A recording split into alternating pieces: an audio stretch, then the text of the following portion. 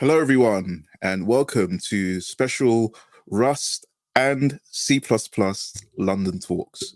My name's Ernest, and I'm joined with my co-host today, Phil Nash from C++ London for a very special collaborative meetup between our two communities. I'm just going to introduce the Rust London community to you all. And then I'm going to hand over to Phil and allow him to introduce ourselves before speaking about more of the rationale behind our two communities coming together. So the Rust London user group is a community for developers who are interested in the Rust programming language. It's one of the oldest Rust communities in Europe, actually one of the first, and we're one of the largest in Europe as well. We've been going since 2014, and it is comprised of 3 different meetup events that we used to hold when the world was normal before, in other circumstances. The 3 different events allow for different types of collaboration and meetings and just generally hanging out to get to share best practices and interests and learnings around the Rust programming language. We have the Rust London Talks, which is what this is. It's a showcase format which allows companies and individuals to come on stage and share what they're learning, share what they're making with the language in a conference sort of format. Then we have the Rust Code Dojo, which is a directed learning experience where a few of us will get together and go from zero to hello world as a way to introduce people to the language. We also have the Rust Hack and Learn, which was styled as a hangout for people who were a bit more experienced with the language to come together and to have a sort of round table and discuss some of the more nuanced, advanced aspects of the language. We can't currently do that at the moment because of the current pandemic, but we've been privileged to have this new format and this new platform, Remo, which allows for some sort of semblance of a live event. So this feels really kind of like how it used to before. I'm now going to hand over to my co-host, Phil, who I've known for a couple of years. He is the lead of C++ London, and I'll let him introduce C++ London as a community. Thanks, Ernest, and hello, everyone. Welcome back to those who are C++ London regulars, and welcome to the first time for those who are not. So, excuse me, I am the regular host of C++ London. So some of you will be C++ London regulars, some of you here for the first time. But of course, no matter what your background, everyone is welcome to continue joining us here, whether it's in a joint meetup like this one or one of our regular C++ focused events. Now, we also have a number of our own sponsors. Most of these are community sponsors, which means we just cross-promote each other rather than any money or goods or services changing hands. There is a couple of exceptions to that. One of them is JetBrains, who also happen to be my employers. I'm developer advocate at JetBrains for C++ tools. We're going to be giving out some free licenses from JetBrains a bit later. But also the ACCU. If you haven't heard of the ACCU, it's an organization dedicated to professionalism in programming. It's another great community. Open to developers in any language, not language specific. Although, to be fair, there has been a historical bias towards C and C++. That's where its roots are. But these days, there are people from all sorts of programming backgrounds. Rust is definitely represented there as well. Now, in more social times, I would be giving away physical magazines. The ACCU actually do print actual magazines still. One of the few places that still do. So it's great being able to get those out. Always very well received. I'm building up a bit of a backlog of them at the moment. So hopefully at some point I'm going to be able to hand those out again. So they're our sponsors. But before we carry on, I do want to say a little bit more about the platform that we're using, Remo. So some of you will be familiar with it already. those that have been to C++ London before, or if you've been to C++ on C or CPPCon conferences, we all used Remo as a platform. But if you are new, just wanted to explain how you can find your way around. So when you came in, if you came in before we actually started, you'll see these table views, these tables. So this is the metaphor that Remo uses for what are really sort of little video conferencing bubbles. And this is actually where the magic really happens. This is what makes Remo quite a compelling platform to use for meetups and conferences, because it recaptures some of what we've lost from these physical events, the socializing, the meeting new people, meeting old friends, and just having those ad hoc conversations in between or after the talks. So if you find yourself at a table, you'll be seated there, and you can get up to 8 people per table.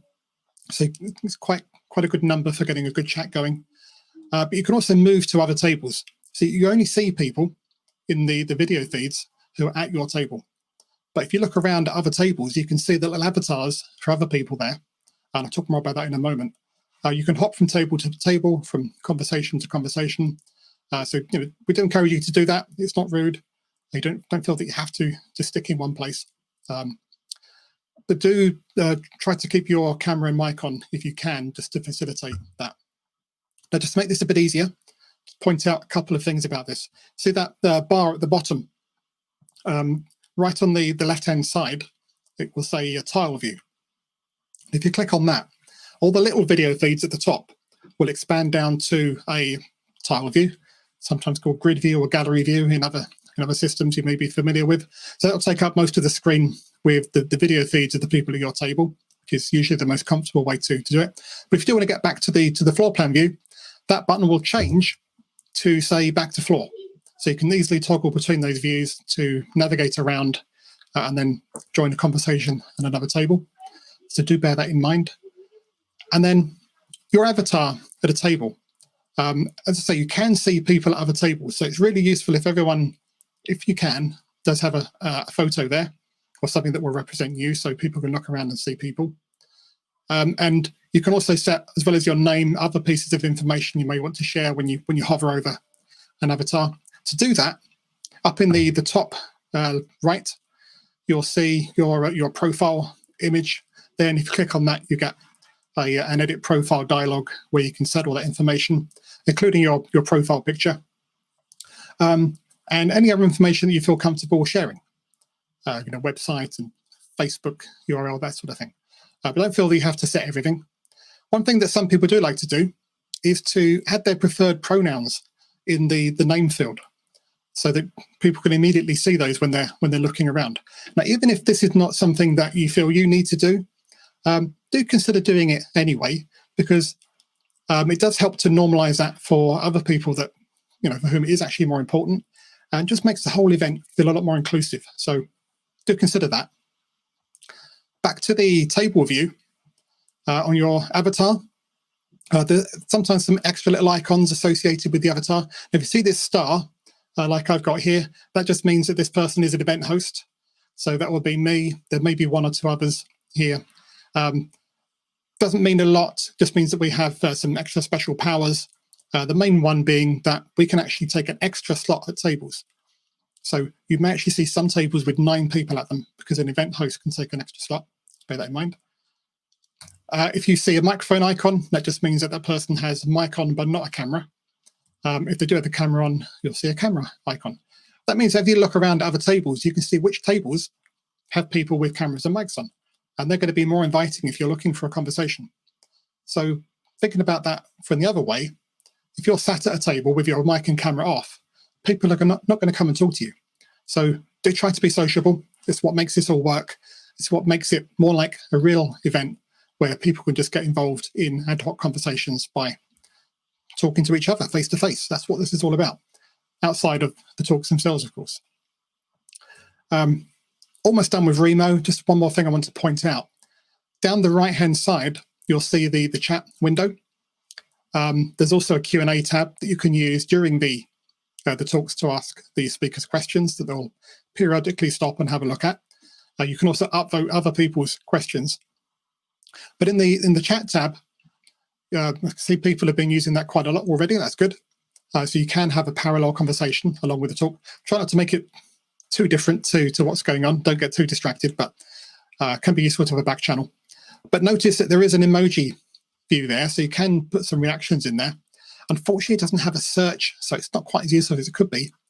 But if you can find, for example, the clap emoji, that's a great way to give speakers feedback in this context where really our speakers are bravely speaking into the void, and there's no immediate feedback that you would normally get at an event to know if people are actually appreciating things. So do make use of that to show your appreciation to our speakers, and of course for general chatting.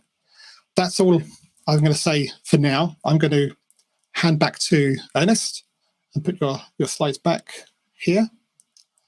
Ernest. Thank you very much, Phil, for that amazing tutorial. And again, it really does feel and recapture the feel of an event that would have happened in a long era ago now, before COVID. And that's one of the real reasons why we wanted to do this as well. This is about both of our communities cross-pollinating and collaborating and kind of working through a lot of the hype and a lot of the debate that has been going on in our own specific bubbles. This brilliant piece of art, this brilliant meme, really does nail down the intent and the ethos of our collaborative meetup. We want to bring both communities together in the spirit of fun and friendly debate, collaboration, and learning from each other. That's the whole purpose of this event. This event is part of a series of events that we're going to be running, which will include this meetup where we are hosting C++ London at our home. And the follow-up event will be Phil hosting us at C++ London. So we're going to have the return match or the return meetup over at C++ London, which will be when, Phil? We don't have a date yet, but sometime next month. Yes, so that's going to be in October, towards the end of October. But before then, we also have, and we've been working on this really hard, we have a very, very special podcast. Phil is the host of CPP Talks. Is that right? CPP Chat, and I'm the co-host. But yes, you're the co-host of CPP Chat. I'll let you talk some more about that podcast and what we're planning on doing with a very interesting roundtable event that we're going to have in the coming weeks as well. Regular listeners of CPP Chat know that it's often a bit of a free-for-all discussion, sometimes around a topic if we're lucky.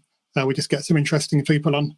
But sometimes we do have some bigger roundtable discussions around a topic. And that's what we're planning to do with this, the continuation of this C++ and Rust crossover concept. Now, we're a bit slow getting this together because myself and my co-host, John Kalb, have been busy with CPPCon up until about a week ago. In fact, there's still fallout from that going on. Yeah, we are planning. I think we did have a date, which I've forgotten off the top of my head. I think we're looking at towards the end of October. That'll be when we have the follow up. So that'll be around the 20th of October. But everyone should look out for those dates. We're going to be posting them up, and we're going to be sharing them with both communities. So that's going to be an epic roundtable discussion between members, some prominent members, special guest members from the Rust community. They'll be announced really soon, and we're going to be having some special guest members from the C++ community, and it's going to be a great roundtable where we'll get to talk some things through, and again, continue the conversation, continue the learning from each other, continue the debate as well. So yeah, thank you very much. And it's been great working with Phil on this. So I'm really appreciative of all the help and just the work we've both put in for this. Now, sorry, one moment, just get my slide. One question that's asked a lot by many different people is, who is actually using Rust in production? This very cluttered slide, which shows just a few of the companies that are starting to adopt Rust in production. Some of them are based in London. Some really prominent ones like Bibbit, who are an amazing startup in London, who are baking Rust into their stack, to their back end. TrueLayer as well, who are actually our hosts. So when we were able to do physical events, we were hosted by TrueLayer at their offices every month. They provided the beers and the pizzas and all of the logistics. But they have been great proponents of Rust in the city itself. I think they're also hiring as well. We also have Brave Browser and many other companies that are really starting to adopt the language and really start to use it in the commercial context. So here are just a few companies that are using Rust in London and worldwide. Yes, good to see JetBrains, right? Yes, yes. We're going to talk some more about that, right? Oh, yeah. Yeah. So the Rust London community has a focus each year. The focus for this year, irrespective of COVID, is to continue to build on the momentum from 2019. 2019 was a really important year all the way around. Async await became part of the standard library. We saw lots of positive momentum, as I showed before, with lots of companies really adopting the language. We saw more jobs, which is also really important. Jobs, many more job postings from, loads of different size companies looking for Rust developers, Rust specific developers.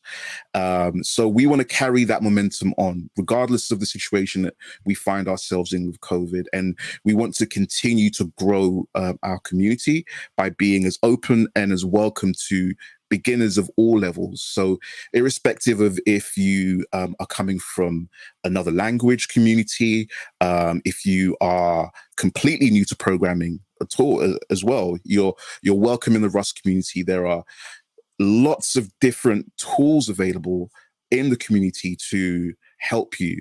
One of them, which has really helped me as someone learning the language, trying to grow and understand the language, is the mentor program. The Rust mentor program is something that has been really important to helping a lot of people who are beginning with the language really get to grips with it and have someone help guide them through. That leads on to more of our principles and ethos as well. Rust and C++ London are both signed up to the Berlin Code of Conduct. That's what guides how we interact with each other and the respect that we show each other in any of our meetups, whether they're virtual or physical. It's, again, a great privilege to be able to host the C++ London community, and we want to encourage robust debate. We want to encourage robust conversation, and we want there to be a really good sharing of ideas. That must always be done in a respectful and clear manner in the way we interact with each other. So the important thing, and I think I can speak for both me and Phil, is that we just treat each other with respect and be mindful of how we interact with each other. Now, as Phil mentioned with Remo, because we're trying to simulate a live event as much as possible, please, as I always say, show your appreciation to the speakers by hitting those emojis, using those emojis, crab emojis, clap emojis, heart emojis, whatever respectful emoji that you want to use, respectful emojis.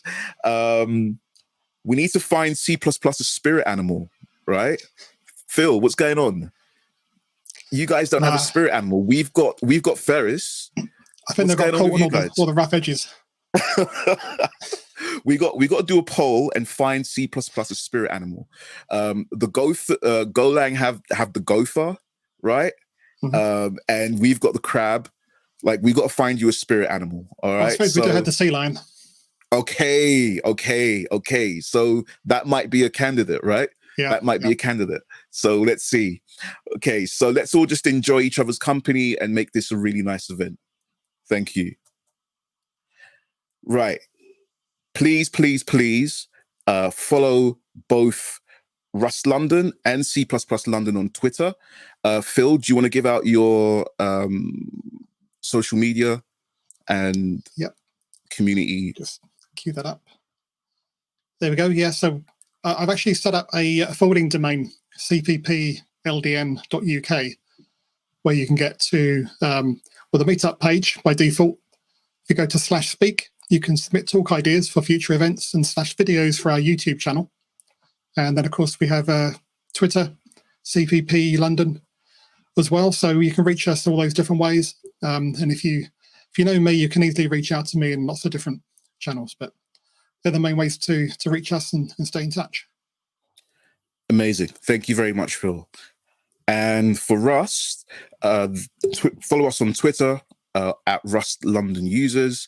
We also have a YouTube channel where all of our talks are uploaded, Rust London.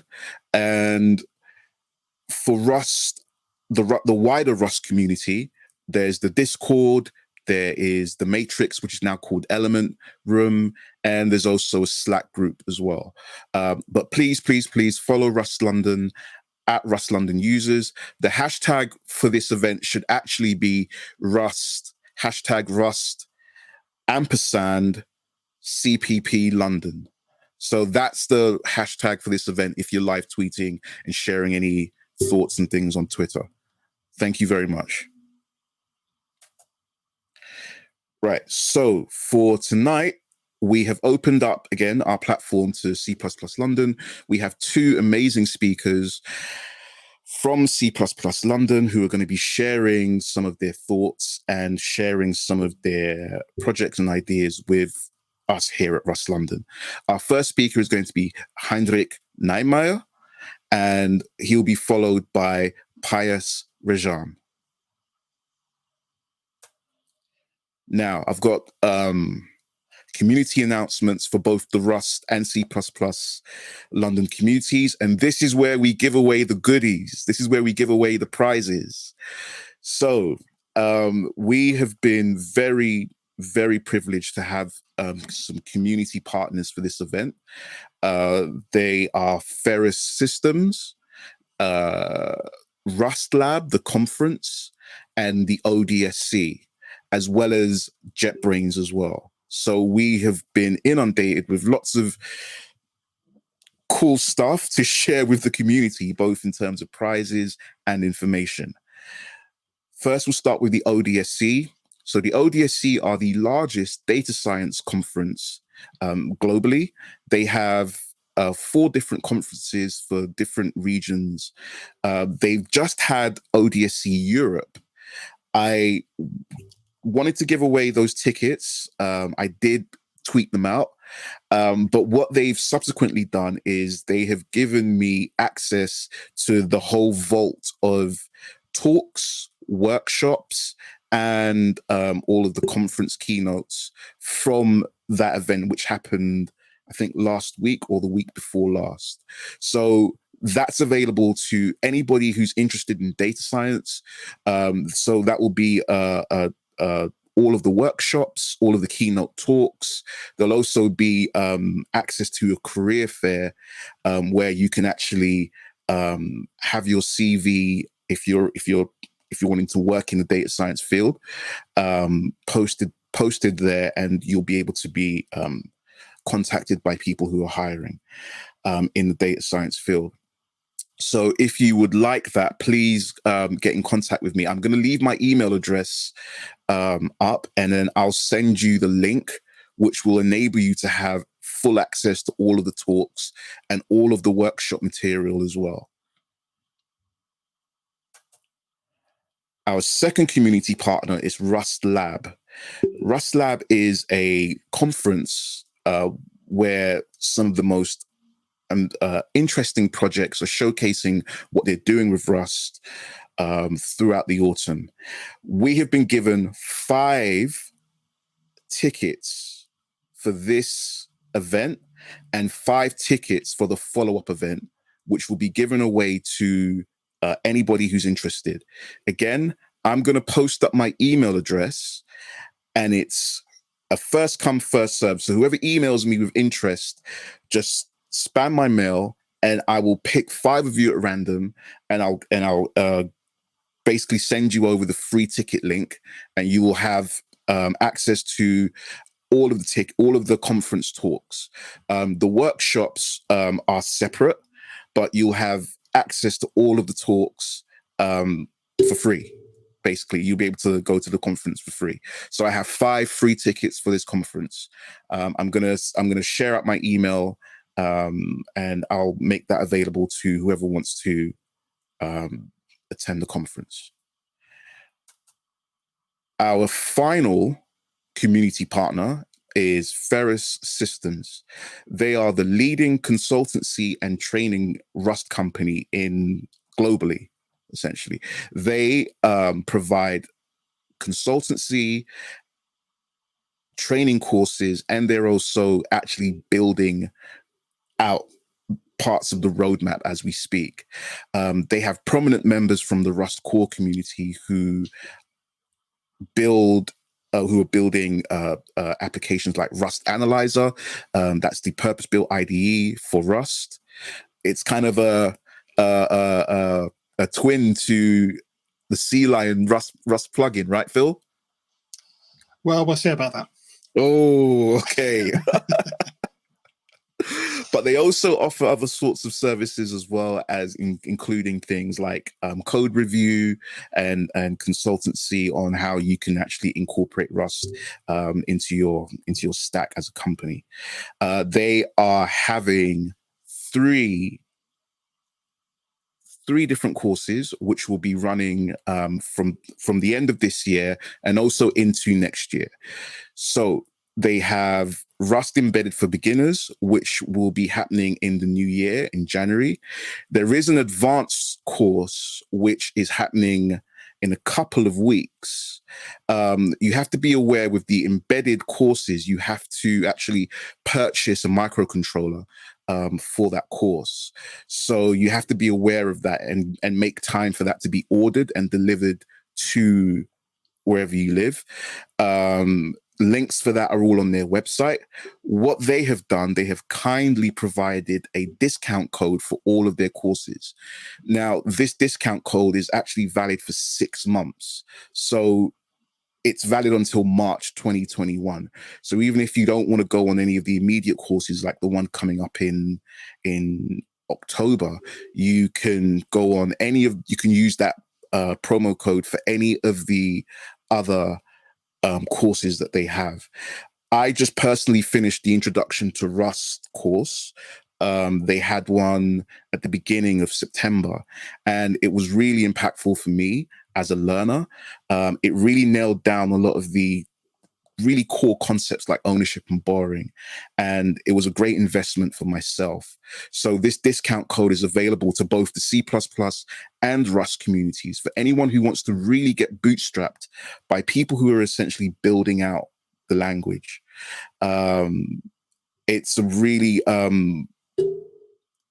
unique opportunity here. So I'm going to leave this up, and if anyone, the promo code is there for you to use. And thank you very much. I'm now going to hand over to JetBrains to see what goodies they have for us. Okay, let me get my slides ready. Here we go. Oh, there it is. Right. Yeah, so those that are regulars at C++ London will recognize this part where we give out some free licenses to JetBrains products. We usually give out 2 licenses or coupons that you can redeem for a 1-year license on any JetBrains product, certainly the IDEs. It doesn't have to be one of the C++ ones. If you prefer something like PyCharm, it's also a great IDE. All you have to do is email me, the address given here, phil.nash@jetbrains.com, and in the subject line, put C++ && Rust. That's all you have to do. You don't have to put anything in the body. You can do if you want. Some people like to put a little message in there, but it's absolutely not required. And I should also point out that I'm not going to be passing your email address on to anybody else. It's purely for the purpose of getting into this system. That's not going to be stored anywhere. Don't worry about that. What I'm going to do is I'll just put all those email addresses into a text file. use Sublime Text to randomize the list and pick the top 2. That's what I do every month. And then I'll just email those people with these coupons, which you can then redeem for a full year of any JetBrains product. So do that now, because I'm going to make that draw sometime tomorrow. So if this goes out on YouTube and you're watching it later, you're probably too late. So yeah, get that in while you remember. I should point out that C-Line, although it's primarily a C++ IDE, turns out to be a great Rust IDE as well. There's a Rust plugin which gives it full support for cargo, for the Rust debugger, and lots of static analysis and other great code navigation features that work with Rust. So it's one of, if not the best Rust IDEs around with that plugin. So if you're coming from the Rust community, then you might want to check that out as well. While I've got my JetBrains hat on, I do want to make a little announcement. C-Line's latest EAP, that's Early Access Program, sort of like our beta program, has recently kicked off. So we just put out a new build on that now, which has support for C-test, set execution point in a debugger. That just lets you arbitrarily set the instruction pointer. One of the big debugger features I've been missing in C-Line. Some cute project templates and MISRA checks, if that's something that interests you. And then just as of this evening, so breaking news, we put the latest build out, which includes more Makefile project support. So we introduced Makefile project support in the last release of C-Line, but it was early stages. This really rounds it out a lot more. So if you do use Makefiles with C-Line, do check out the latest EAP. And while I've got my JetBrains hat on still, there is one more thing that I want to mention. Because just as of this week, we've announced a new product, still in EAP, very early stages. It's called Code With Me. And this is, as the title there says, a tool for collaborative development. So remote pairing, but also for more than pairs, kind of whole mobs, if you like, working on the same code base or the same project, the same files, but in different editors. So this is really great. It's been our longest requested feature. So you have a host machine running something like, say, C-Line with a plugin, and then a guest machine just has a lightweight front-end editor, but that gives you full access to all of the power of C-Line on the host machine. It's not just like screen sharing, you do actually have full control over the entire editor. So it's really great to say. It is early EAP, so don't expect it to be perfect just yet. But if that sounds interesting, do try it out. You can just install the plugin. You go into the plugin preferences and search for Code With Me. You'll find it there. You can install it. I don't think this currently works with the latest C-Line EAP. So you may have to have the production version installed as well. Hopefully we'll fix that in upcoming EAPs. But yeah, it's a really big announcement. So pleased to break it here. Probably heard it here first. Yeah. I'm going to hand back to Ernest. No worries, Phil. Thank you very much for that. We're going to have to get you a black turtleneck and some stonewashed jeans, right? Just one more thing, right? Yeah. Okay.